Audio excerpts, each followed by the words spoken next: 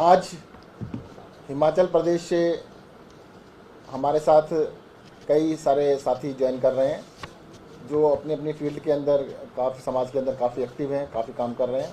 मैं सबका इंट्रोडक्शन करा देता हूं। सबसे पहले लेफ्टिनेंट कर्नल मनीष कुमार हैं। मनीष जी हैं ये भूतपूर्व सैनिक हैं और वेतन इंडिया के राष्ट्रीय महासचिव विस्तार कमेटी के चेयरमैन और वेस्ट इंडिया हिमाचल इकाई के प्रदेश इंचार्ज हैं। लेखक भी हैं, पत्रकार हैं, मतलब अखबारों में अपने आर्टिकल्स लिखते हैं। इनके कई सारे आर्टिकल लिख चुके हैं। मोटिवेटर भी हैं और काफ़ी इनका वहाँ पर नाम है और काफ़ी आर्टिकल्स अखबारों में इनके वीकली छपते रहते हैं। बचन सिंह राणा जी हैं, ये भूतपूर्व सैनिक हैं, अखिल भारतीय क्षत्रिय महासभा तथा हिंदू संगठनों के राष्ट्रीय कोऑर्डिनेटर हैं, हिमाचल के कोऑर्डिनेटर भी हैं और साथ साथ इन्होंने एक बार इलेक्शन भी लड़ा हुआ है।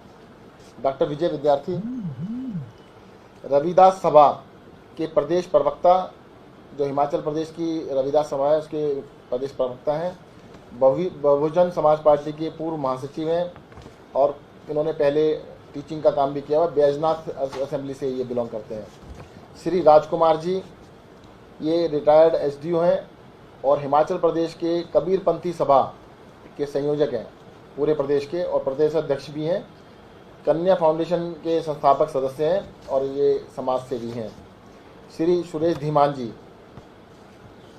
ये सुरेश धीमान जी रिटायर्ड एसडीओ हैं, धीमान सभा हिमाचल प्रदेश के संयोजक तथा अखिल भारतीय प्रगतिवादी धीमान ब्राह्मण महासभा के प्रदेश अध्यक्ष हैं। अब ये भी काफ़ी फेमस समाज सेवी हैं और इनकी पत्नी 2 बारी जिला परिषद के चुनाव लड़ चुकी है। कैप्टन बलजीत सिंह डडवाल भूतपूर्व सैनिक लीग के सबसे पुराने तथा संस्थापक सदस्य हैं, देरा इकाई के फौजियों के अध्यक्ष हैं।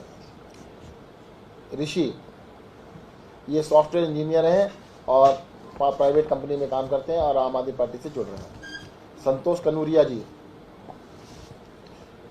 ये व्यवसायी हैं, इनकी पत्नी कांग्रेस की एक्स प्रदेश इकाई की सदस्य रही हैं स्टेट लेवल पर और जिला परिषद मेंबर भी रही हैं और इनके ये खुद भी कांग्रेस के मेंबर रहे हैं। राजेश भारद्वाज जी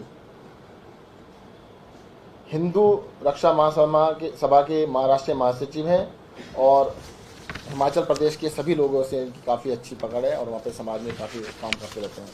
तो जितने भी लोग हैं आम आदमी पार्टी की नीतियों से, अरविंद केजरीवाल के जो किए गए कामों से प्रभावित होकर हिमाचल प्रदेश में ये लोग ज्वाइन कर रहे हैं। अभी क्योंकि हिमाचल से दिल्ली डिस्टेंस काफ़ी है तो कांगड़ा के अंदर 8 मई आने वाली 8 मई को ये एक बहुत बड़ी सभा करके उसमें लगभग 1000 के करीब इनके सभी कार्यकर्ता जो इनके साथ जुड़े हुए हैं, 1000 लोग 8 मई को साथ में ज्वाइन करेंगे। तो अभी ये लोग रिप्रेजेंटेटिव अपनी अपनी उससे टीम से आए हैं तो इनके साथ साथ हर एक के साथ 200, 300, 150 लोग जो कार्यकर्ता हैं वो सब ज्वाइन करेंगे 8 मई को कांगड़ा को। यानी क्वेश्चन इसको लेकर अभी नहीं, उसके लिए 2:30 बजे।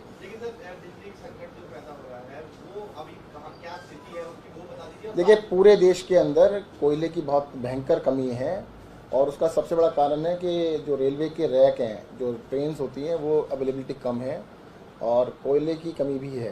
तो उसकी वजह से पूरे देश के अंदर जितने भी पावर प्लांट्स हैं उनके पास कोयले की बहुत गंभीर समस्या है। सर आपने अपने खत में कहा था कि बिजली आपूर्ति में बाधा आ सकती है, मेट्रो, अस्पताल, तमाम चीजों को जोड़ा था। तो अभी कितना माने कि अभी बैकअप है या क्या? कोई बैकअप नहीं है। बिजली को स्टोर करके नहीं रखा जाता, बिजली डेली बनती है और बिजली के लिए जैसे कोयले से अगर बिजली बनती है तो कोयले का बैकअप होना चाहिए जो कि नॉर्मल सर्कमस्टेंसेस में 21 दिन से ज़्यादा होना चाहिए। आज काफ़ी सारे प्लांट्स के ऊपर 1 दिन से भी कम का कोयला बचा है। दादरी और ऊंचाहार में कितने दिन का कोयला बचा है? लगभग 1 दिन का। परसों के बाद बिजली नहीं होगी? नहीं, मतलब डेली आ रहा है, डेली बन रही है, परंतु पावर प्लांट ऐसे काम नहीं करते हैं। उसके अंदर 21 दिन का कोयला होना चाहिए। 21 दिन का नहीं तो 14 दिन का हो, 14 नहीं 7 दिन का तो हो, 1 दिन के ऊपर काम नहीं होता है। लेकिन सबसे बड़ी आपने जो लिखा है कि मेट्रो और अस्पताल, ऐसे में अस्पतालों की क्या बैकअप पॉलिसी? देखिएगा ऐसा है, मैं बता दूं आपको, बिजली जो है बिजली पावर प्लांट में बनाई जाती है। पावर प्लांट में बिजली बनेगी, दिल्ली के पीपीएस हैं सबके साथ। आज तक हमने बिजली को संभाला हुआ है। अगर मान लो जिस पावर प्लांट में 24 घंटे की बिजली कोयला है, अगर वो कोयला खत्म हो गया तो बिजली बंद हो जाएगी। अभी कितनी डिमांड है सर और कितना पीक जा सकता है? अभी 6000 मेगावाट का पीक चल रहा है। सवाल ये है कि अस्पतालों में कोई वैकल्पिक व्यवस्था है कि वहाँ पर कम से कम बिजली नहीं कटेगी इस तरीके की, क्योंकि हालात बन जाएगी स्थिति अगर देखिएगा वो तो हम देखेंगे कि कहाँ की उसको एडजस्ट करना है, परंतु सबसे बड़ी बात है तो केंद्र सरकार से रिक्वेस्ट करो ना कि भाई कोयला पहुँचा दें, रैक्स लगा दें, रेलवे के थ्रू उनको पहुँचा दें, वो ज़्यादा अच्छा सोल्यूशन है रादर देन कि हम उसकी तैयारी करें।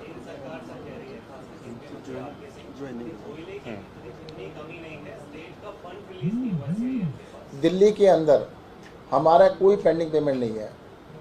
हाँ ये है कि हरियाणा, यूपी जो उन्हीं के राज्य है वो नहीं पेमेंट कर रहे हैं, वो अलग हो सकता है, तो उनको ना दें, हम तो दे रहे हैं पैसे।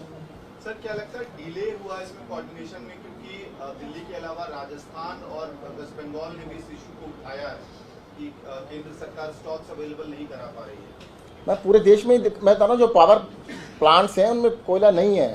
आप चाहें तो वेबसाइट पे जाके चेक कर सकते हैं, उसमें जो 21 दिन का होता था 1-1 दिन का बचा है। तो ये तो जो बनाने वाले हैं केंद्र सरकार को ही देखना है, उसमें तो कुछ नहीं कर सकते। बीते साल में भी इसी तरीके से क्राइसिस आया था, क्या वजह हो रही है कि जो लगातार मुझे लगता है उनको ज़्यादा कोऑर्डिनेशन की ज़रूरत है, ज़्यादा ध्यान देने की आवश्यकता है। अब जैसे ट्रेनें हैं, रैक जो है 450 होते थे पहले, अब 405 हैं, तो रैक भी 10% कम हो गए हैं, जो कि बढ़ने चाहिए थे, घट गए हैं। तो दिल्ली की डिमांड जो है वो खुद कहा गया कि 8200 तक गई, कल 6000 को मैच किया है, जा सकती है 8200 तक जा सकती है और 6000 को मैच किया दिल्ली ने। लेकिन अगर इस तरीके की स्थिति रही तो क्या दिल्ली अंधेरे में डूबने जैसी स्थिति हो सकती है सर? देखो मैं तो क्या कह रहा हूँ, बिजली बनेगी और हमें मिलती रहेगी, कोई दिक्कत नहीं है। अगर पावर प्लांट शट डाउन होगा तो बिल्कुल दिक्कत आ सकती है। पहले मैं इनको ज्वाइन करा देता हूँ फिर बात।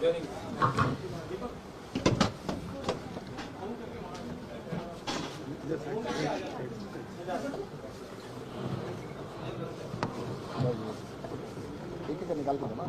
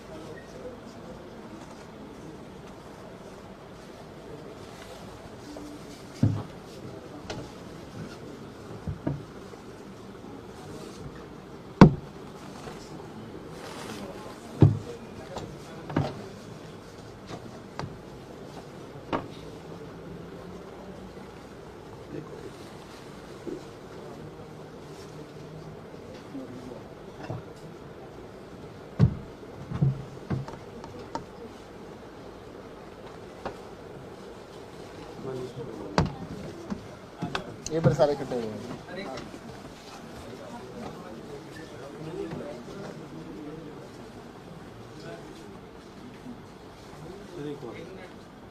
अच्छा ओहो सॉरी आप राजस्थान से ये आपके साथ नहीं या लगाए लेके चलो हम इनको अपने ग्रुप में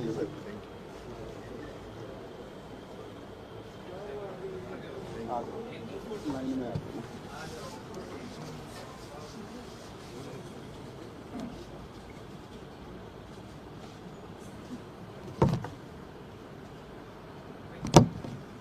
अगर आप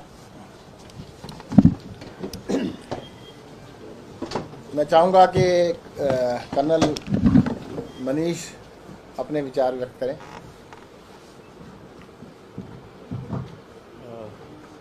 प्रेस के आए हुए सारे बंधुओं को मेरी तरफ से नमस्कार। मैं हिमाचल के कांगड़ा डिस्ट्रिक्ट से हूँ। बड़े सोच विचार कर और विचार विमर्श करके आज और मेरी सारी टीम ने हमने ये फैसला लिया है कि अगर हमको हिमाचल प्रदेश को शिखर पर ले जाना है वहाँ की जो मूलभूत ज़रूरतें हैं उनको पूरा करने के लिए तथा वहाँ पर जो हमारे पास एसेट्स हैं उनका सही उपयोग करने के लिए सही नीतियाँ निर्धारण करनी है और प्लान करना है। तो उस विज़न के लिए हमें जिस तरह से दिल्ली और पंजाब के लोगों ने आम आदमी पार्टी के राष्ट्रीय संयोजक श्री अरविंद केजरीवाल जी का समर्थन किया है और आम आदमी पार्टी की विचारधारा ईमानदारी, इंसानियत और राष्ट्रभक्ति के साथ जुड़कर आगे बढ़ने का जो योजना बनाई है और प्लान किया है, आज हम सारे लोगों ने, हमारे हिमाचल के लोगों ने ये निर्णय लिया है, जो मेरी टीम है, कि हम भी इसी विचारधारा से साथ जुड़ेंगे और आने वाले समय में हिमाचल के हर गांव में, हर जिले में, हर क्षेत्र में जो आम आदमी पार्टी की नीतियां हैं, जो विचारधारा है, उसका प्रचार करेंगे। और हम आज इस मंच से ये हिमाचल के लोगों से भी वादा करते हैं और देश के लोगों को भी बताना चाहते हैं कि हम आने वाले 6 महीनों के बाद जो हिमाचल में चुनाव होने वाले हैं उसमें आम आदमी पार्टी को एक ऐसी सशक्त पार्टी के रूप में प्रस्तुत करेंगे और सिद्ध करके बताएंगे कि सभी को उसी तरह चंबा होगा जैसे दिल्ली और पंजाब के नतीजे आने पे हुआ था। आप में से कोई भी कुछ भी पूछना चाहते हैं तो हिमाचल के बारे में पूछ सकते हैं, otherwise whatever you feel like. चलो, थैंक यू जी, थैंक यू वेरी मच, धन्यवाद। राणा जी इधर भाई है जगह, ऋषि नहीं तो एक एक शिफ्ट हो जाओ आगे। कोई नहीं है वहाँ वो आगे एक इधर आ जाइए सर, एक इधर आ जाइए सर, इस साइड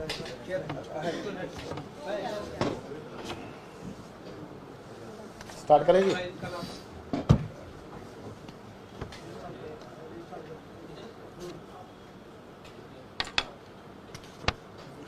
आज हिमाचल प्रदेश से हमारे साथ कई सारे साथी ज्वाइन कर रहे हैं जो अपनी अपनी फील्ड के अंदर काफ़ी, समाज के अंदर काफ़ी एक्टिव हैं, काफ़ी काम कर रहे हैं। मैं सबका इंट्रोडक्शन करा देता हूं। सबसे पहले लेफ्टिनेंट कर्नल मनीष कुमार हैं, मनीष जी हैं। ये भूतपूर्व सैनिक हैं और वेतन इंडिया के राष्ट्रीय महासचिव विस्तार कमेटी के चेयरमैन और वेस्ट इंडिया हिमाचल इकाई के प्रदेश इंचार्ज हैं। लेखक भी हैं, पत्रकार हैं, मतलब अखबारों में अपने आर्टिकल्स लिखते हैं, इनके कई सारे आर्टिकल लिख चुके हैं। मोटिवेटर भी हैं और काफ़ी इनका वहाँ पर नाम है और काफ़ी आर्टिकल्स अखबारों में इनका वीकली छपते रहते हैं। बचन सिंह राणा जी हैं, ये भूतपूर्व सैनिक हैं, अखिल भारतीय क्षत्रिय महासभा तथा हिंदू संगठनों के राष्ट्रीय कोऑर्डिनेटर हैं, हिमाचल के कोऑर्डिनेटर भी हैं और साथ साथ इन्होंने एक बार इलेक्शन भी लड़ा हुआ है। डॉक्टर विजय विद्यार्थी, रविदास सभा के प्रदेश प्रवक्ता, जो हिमाचल प्रदेश की रविदास सभा है उसके प्रदेश प्रवक्ता हैं। बहुजन समाज पार्टी के पूर्व महासचिव हैं और इन्होंने पहले टीचिंग का काम भी किया हुआ। बैजनाथ असेंबली से ये बिलोंग करते हैं। श्री राजकुमार जी, ये रिटायर्ड एसडीओ हैं और हिमाचल प्रदेश के कबीरपंथी सभा के संयोजक हैं पूरे प्रदेश के और प्रदेश अध्यक्ष भी हैं। कन्या फाउंडेशन के संस्थापक सदस्य हैं और ये समाज सेवी हैं। श्री सुरेश धीमान जी,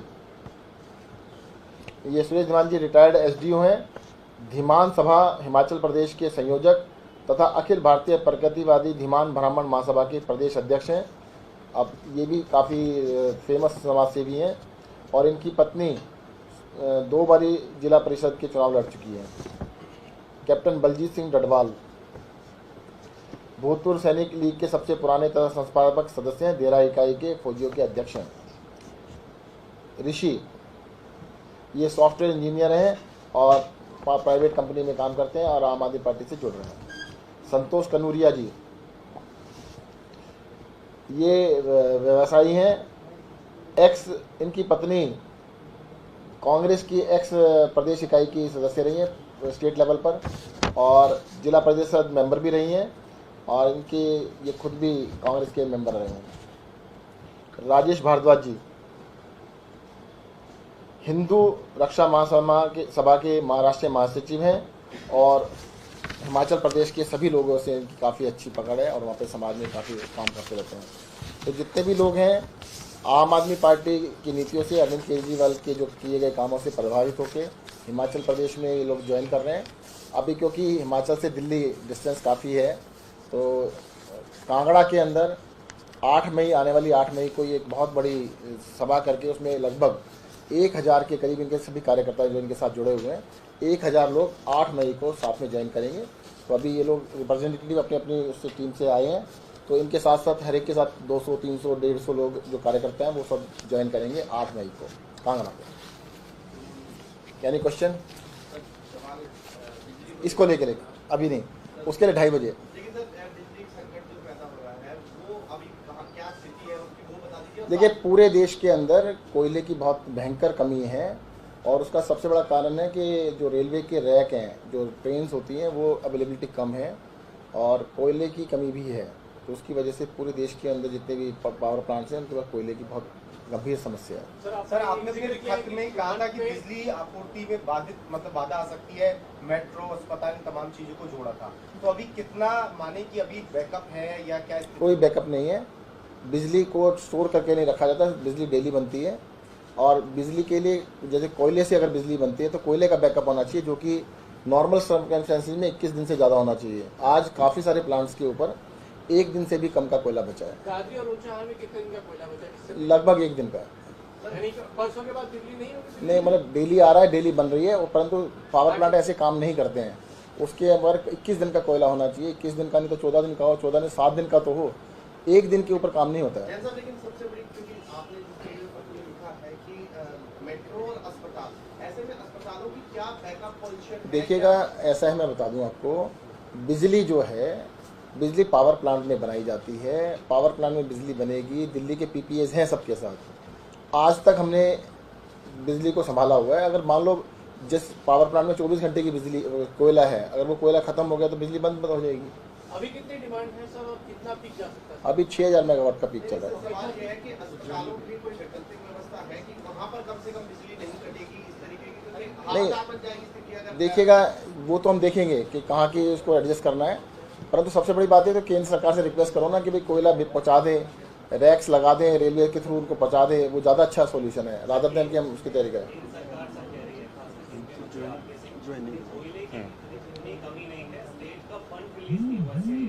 दिल्ली के अंदर हमारा कोई पेंडिंग पेमेंट नहीं है। हाँ, ये है कि हरियाणा, यूपी जो उन्हीं के राज्य है वो नहीं पेमेंट कर रहे हैं, वो अलग हो सकता है, तो उनको ना दें, हम तो दे रहे हैं पैसे।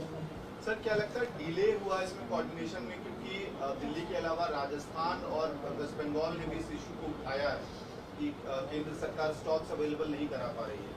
मैं पूरे देश में मैं बता रहा हूँ, जो पावर प्लांट्स हैं उनमें कोयला नहीं है। आप चाहें तो वेबसाइट पे जाके चेक कर सकते हैं, उसमें जो 21 दिन का होता था 1 दिन का बचा है। तो ये तो जो बनाने वाले हैं केंद्र सरकार को ही देखना है, उसमें तो कुछ नहीं कर सकते। एक बीते साल में भी इसी तरीके से क्राइसिस आया था, क्या वजह हो रही है कि जो लगातार? मुझे लगता है उनको ज़्यादा कोऑर्डिनेशन की ज़रूरत है, ज़्यादा ध्यान देने की आवश्यकता है। अब जैसे ट्रेनें हैं, रैक जो है 450 होते थे पहले, अब 405 हैं, तो रैक भी 10% कम हो गए हैं, जो कि बढ़ने चाहिए थे, घट गए हैं। तो दिल्ली की डिमांड जो है वो कहा गया कि 8200 तक गई। कल 6000 को मैच किया है, जा सकती है 8200 तक जा सकती है और 6000 को मैच किया दिल्ली ने। लेकिन अगर इस तरीके की स्थिति रही तो क्या दिल्ली अंधेरे में डूबने जैसी स्थिति हो सकती है? देखो, मैं तो क्या कह रहा हूँ, बिजली बनेगी और हमें मिलती रहेगी, कोई दिक्कत नहीं है। अगर पावर प्लांट शट डाउन होगा तो बिल्कुल दिक्कत आ सकती है। पहले मैं इनको ज्वाइन करा देता हूँ, फिर बात।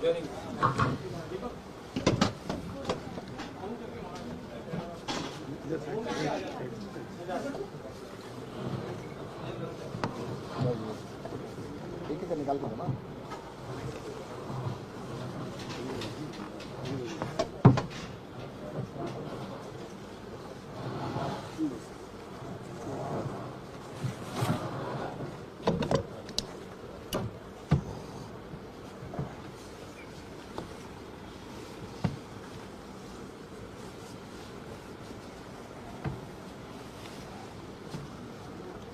आगे तो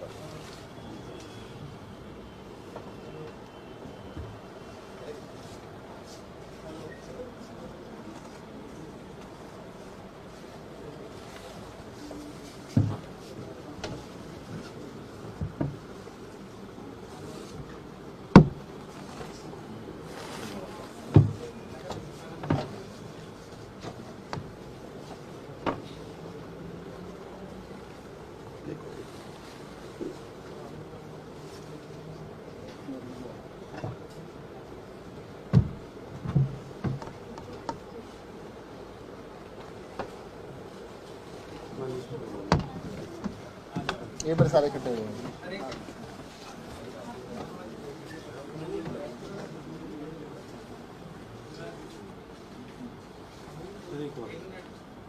अच्छा ओहो सॉरी आप राजस्थान से ये आपके साथ नहीं या लगाया लेके चलो हम इनको अपने ग्रुप में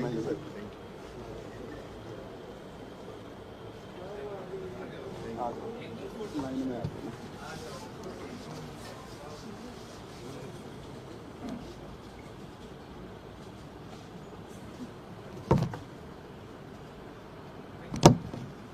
अगर आप मैं चाहूँगा कि कर्नल मनीष अपने विचार व्यक्त करें।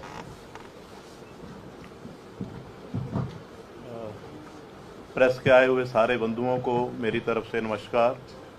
मैं हिमाचल के कांगड़ा डिस्ट्रिक्ट से हूँ। बड़े सोच विचार कर और विचार विमर्श करके आज और मेरी सारी टीम ने हमने ये फैसला लिया है कि अगर हमको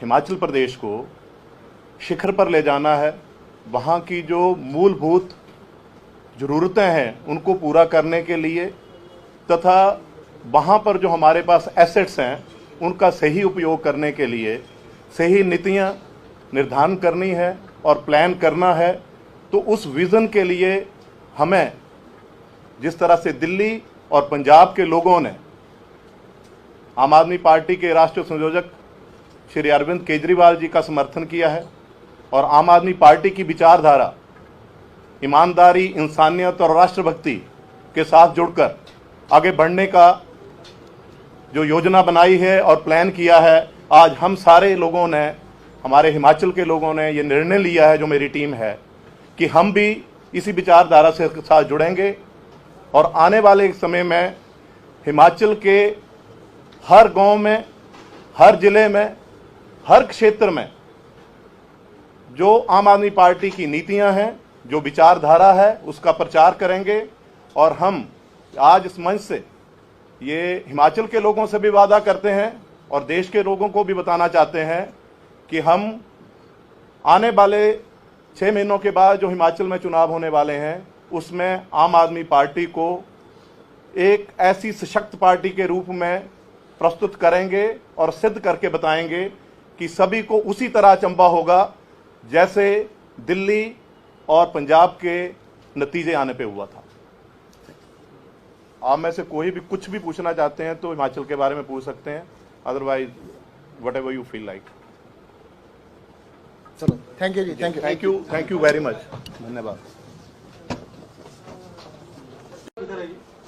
राणा जी इधर है जगह, ऋषि नहीं तो एक एक शिफ्ट हो जाओ आगे। कोई नहीं है वो आगे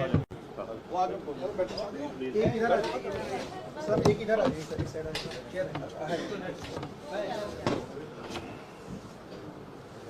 स्टार्ट करेंगे।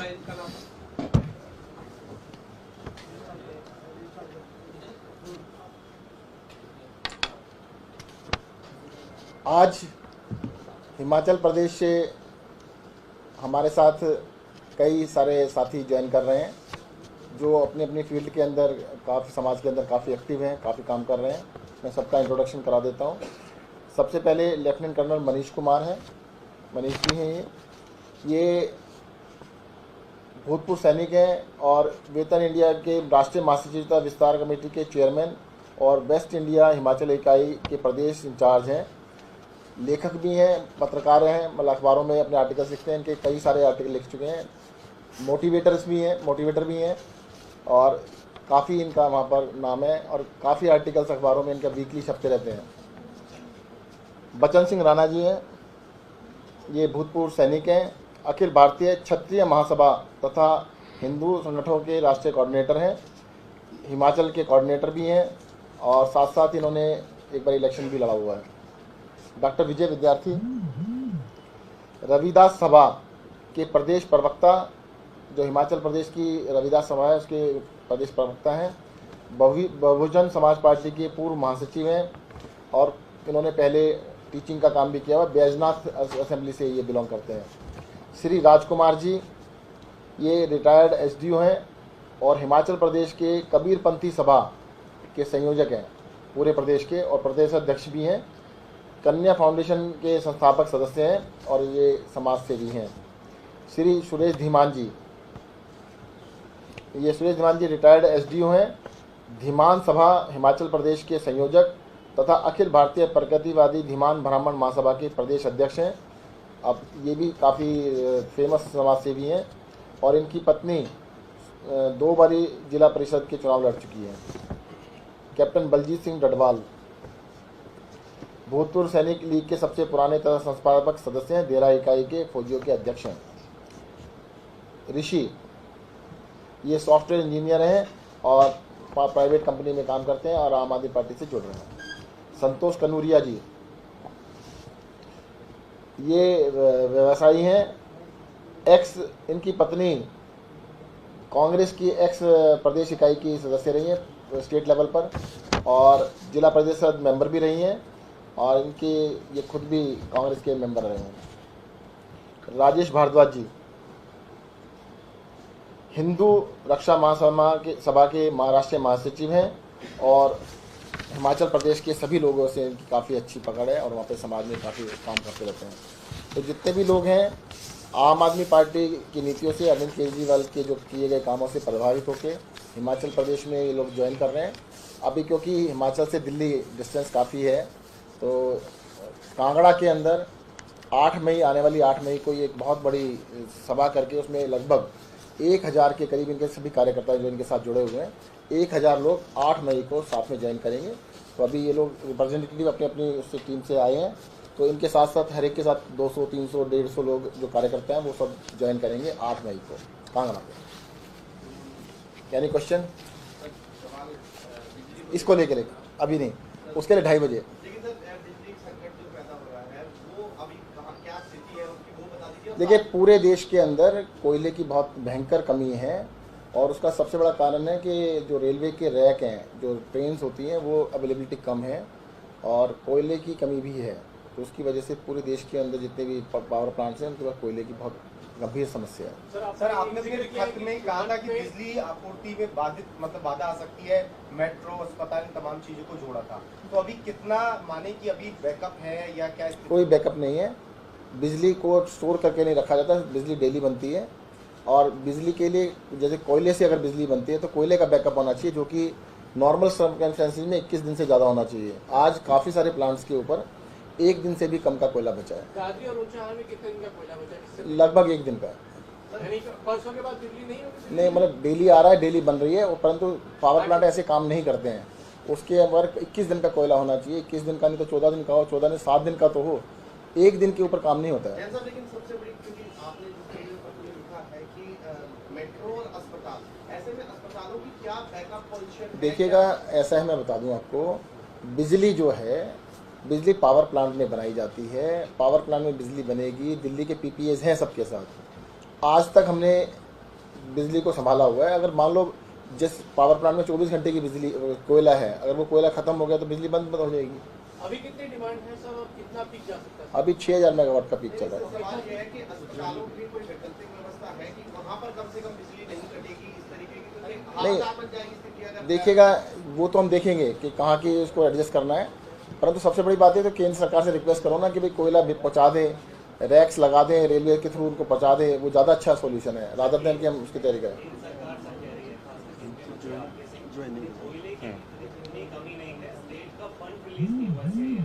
दिल्ली के अंदर हमारा कोई पेंडिंग पेमेंट नहीं है।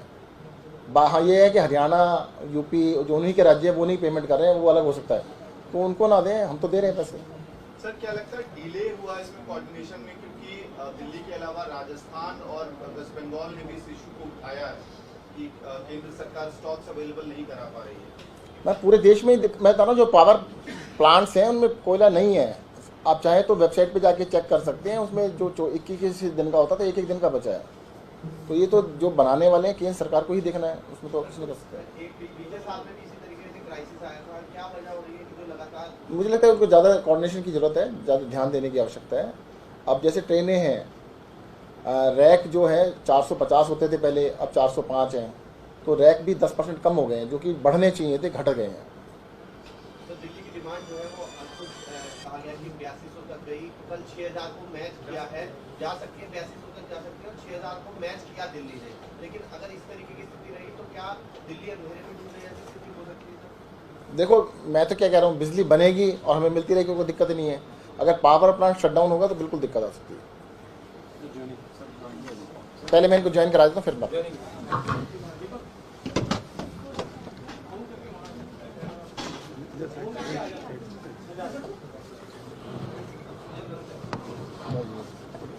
ठीक है, निकाल के ना।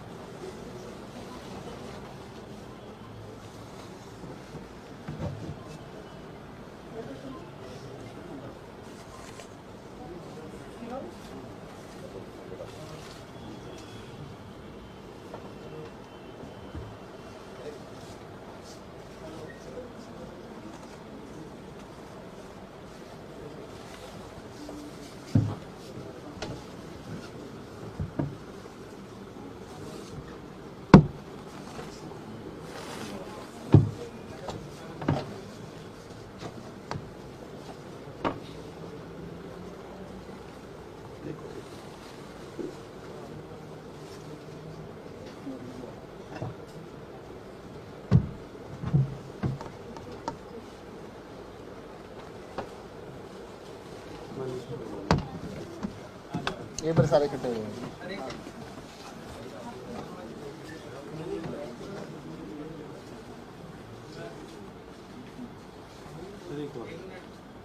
अच्छा, ओहो सॉरी, आप राजस्थान से ये आपके साथ नहीं या लगाए लेके चलो अमित को अपने ग्रुप में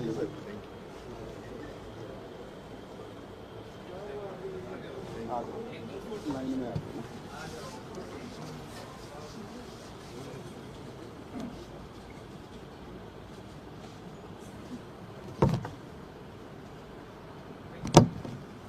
अगर आप मैं चाहूँगा कि कर्नल मनीष अपने विचार व्यक्त करें।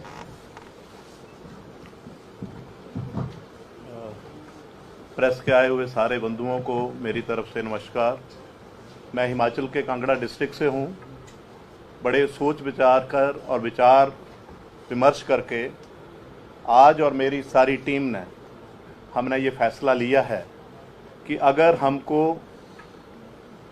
हिमाचल प्रदेश को शिखर पर ले जाना है, वहाँ की जो मूलभूत ज़रूरतें हैं उनको पूरा करने के लिए तथा वहाँ पर जो हमारे पास एसेट्स हैं उनका सही उपयोग करने के लिए सही नीतियाँ निर्धारण करनी है और प्लान करना है, तो उस विज़न के लिए हमें जिस तरह से दिल्ली और पंजाब के लोगों ने आम आदमी पार्टी के राष्ट्रीय संयोजक श्री अरविंद केजरीवाल जी का समर्थन किया है और आम आदमी पार्टी की विचारधारा ईमानदारी, इंसानियत और राष्ट्रभक्ति के साथ जुड़कर आगे बढ़ने का जो योजना बनाई है और प्लान किया है, आज हम सारे लोगों ने, हमारे हिमाचल के लोगों ने ये निर्णय लिया है, जो मेरी टीम है, कि हम भी इसी विचारधारा से साथ जुड़ेंगे और आने वाले समय में हिमाचल के हर गांव में, हर जिले में,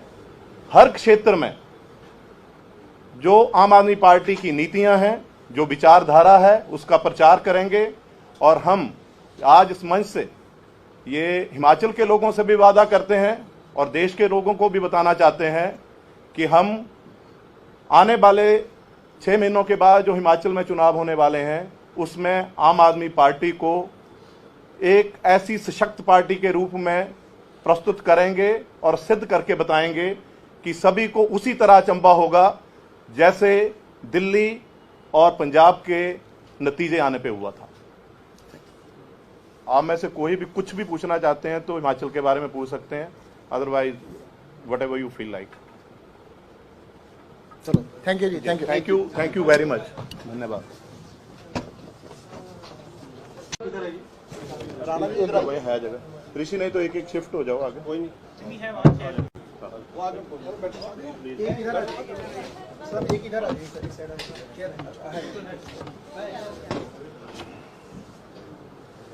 स्टार्ट करेंगे।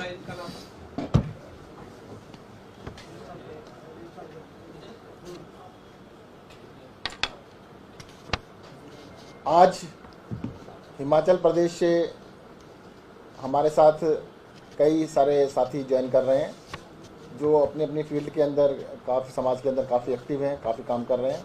मैं सबका इंट्रोडक्शन करा देता हूं। सबसे पहले लेफ्टिनेंट कर्नल मनीष कुमार हैं, मनीष जी हैं।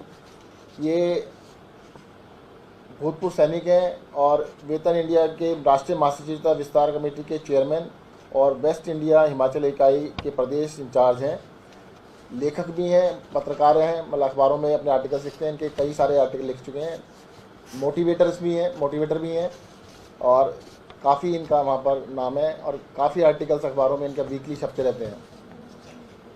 बचन सिंह राणा जी हैं, ये भूतपूर्व सैनिक हैं, अखिल भारतीय क्षत्रिय महासभा तथा हिंदू संगठनों के राष्ट्रीय कोऑर्डिनेटर हैं, हिमाचल के कोऑर्डिनेटर भी हैं और साथ साथ इन्होंने एक बार इलेक्शन भी लड़ा हुआ है। डॉक्टर विजय विद्यार्थी रविदास सभा के प्रदेश प्रवक्ता, जो हिमाचल प्रदेश की रविदास सभा है उसके प्रदेश प्रवक्ता हैं।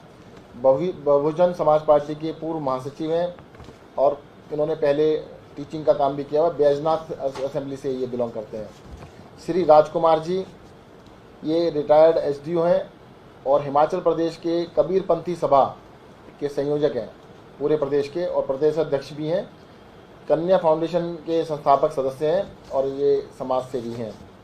श्री सुरेश धीमान जी, ये सुरेश धीमान जी रिटायर्ड एसडीओ हैं, धीमान सभा हिमाचल प्रदेश के संयोजक तथा अखिल भारतीय प्रगतिवादी धीमान ब्राह्मण महासभा के प्रदेश अध्यक्ष हैं। अब ये भी काफ़ी फेमस समाज सेवी हैं और इनकी पत्नी 2 बारी जिला परिषद के चुनाव लड़ चुकी है। कैप्टन बलजीत सिंह डडवाल भूतपूर्व सैनिक लीग के सबसे पुराने तथा संस्थापक सदस्य हैं, देरा इकाई के फौजियों के अध्यक्ष हैं। ऋषि, ये सॉफ्टवेयर इंजीनियर हैं और प्राइवेट कंपनी में काम करते हैं और आम आदमी पार्टी से जुड़ रहे हैं। संतोष कनूरिया जी, ये व्यवसायी हैं। इनकी पत्नी कांग्रेस की प्रदेश इकाई की सदस्य रही हैं स्टेट लेवल पर और जिला परिषद मेंबर भी रही हैं और इनके ये खुद भी कांग्रेस के मेंबर रहे हैं। राजेश भारद्वाज जी, हिंदू रक्षा महासभा के राष्ट्रीय महासचिव हैं और हिमाचल प्रदेश के सभी लोगों से इनकी काफ़ी अच्छी पकड़ है और वहाँ पे समाज में काफ़ी काम करते रहते हैं। तो जितने भी लोग हैं आम आदमी पार्टी की नीतियों से, अरविंद केजरीवाल के जो किए गए कामों से प्रभावित होकर हिमाचल प्रदेश में ये लोग ज्वाइन कर रहे हैं। अभी क्योंकि हिमाचल से दिल्ली डिस्टेंस काफ़ी है तो कांगड़ा के अंदर 8 मई, आने वाली 8 मई को ये एक बहुत बड़ी सभा करके उसमें लगभग 1000 के करीब इनके सभी कार्यकर्ता जो इनके साथ जुड़े हुए हैं, 1000 लोग 8 मई को साथ में ज्वाइन करेंगे। तो अभी ये लोग रिप्रेजेंटेटिव अपनी अपनी उससे टीम से आए हैं, तो इनके साथ साथ हर एक के साथ 200, 300, 150 लोग जो कार्यकर्ता हैं वो सब ज्वाइन करेंगे 8 मई को कांगड़ा को। यानी क्वेश्चन इसको लेकर अभी नहीं, उसके लिए 2:30 बजे।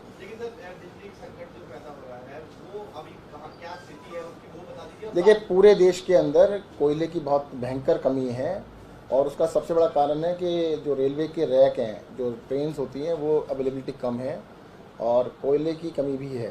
तो उसकी वजह से पूरे देश के अंदर जितने भी पावर प्लांट्स हैं उनके पास कोयले की बहुत गंभीर समस्या है। सर, आपने अपने खत में कहा था कि बिजली आपूर्ति में बाधा आ सकती है, मेट्रो, अस्पताल, तमाम चीजों को जोड़ा था। तो अभी कितना माने कि अभी बैकअप है या क्या? कोई बैकअप नहीं है। बिजली को स्टोर करके नहीं रखा जाता, बिजली डेली बनती है और बिजली के लिए जैसे कोयले से अगर बिजली बनती है तो कोयले का बैकअप होना चाहिए, जो कि नॉर्मल सर्कमस्टेंसेस में 21 दिन से ज़्यादा होना चाहिए। आज काफ़ी सारे प्लांट्स के ऊपर 1 दिन से भी कम का कोयला बचा है, गाजरी और ऊंचाहार में कितने दिन का कोयला बचा है? इससे लगभग 1 दिन का। यानी कि परसों के बाद बिजली नहीं होगी? नहीं, मतलब डेली आ रहा है, डेली बन रही है, परंतु पावर प्लांट ऐसे काम नहीं करते हैं। उसके वर्क 21 दिन का कोयला होना चाहिए। 21 दिन का नहीं तो 14 दिन का हो, 14 नहीं 7 दिन का तो हो। 1 दिन के ऊपर काम नहीं होता है। जैन साहब, लेकिन सबसे बड़ी, क्योंकि आपने जिस वीडियो में लिखा है कि मेट्रो और अस्पताल, ऐसे में अस्पतालों की क्या बैकअप पोजीशन है? देखिएगा, ऐसा है, मैं बता दूं आपको, बिजली जो है, बिजली पावर प्लांट में बनाई जाती है। पावर प्लांट में बिजली बनेगी, दिल्ली के पीपीएस हैं सबके साथ। आज तक हमने बिजली को संभाला हुआ है। अगर मान लो जिस पावर प्लांट में 24 घंटे की बिजली कोयला है, अगर वो कोयला खत्म हो गया तो बिजली बंद हो जाएगी। अभी कितनी डिमांड है सर और कितना पीक जा सकता है? अभी 6000 मेगावाट का पीक चल रहा है। सवाल ये है कि अस्पतालों की कोई वैकल्पिक व्यवस्था है कि वहाँ पर कम से कम बिजली नहीं कटेगी, इस तरीके की? क्योंकि